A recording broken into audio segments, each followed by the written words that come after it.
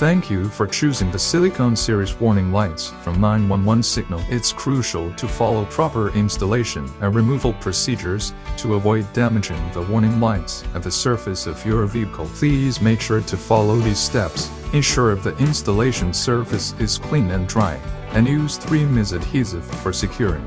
Place the silicone cover over the light and gently press down on both sides. When you need to remove the light, follow these steps. Remove the silicone cover. Prepare a fishing line, ensuring it's strong enough but won't damage the surface. Gently insert the fishing line into the gap between the warning light and the mounting surface. Slowly and evenly move the fishing line or thin wire along the contact area between the warning light and the surface to cut through the adhesive. Please ensure you follow these steps to successfully remove the warning light without causing any damage to the surface.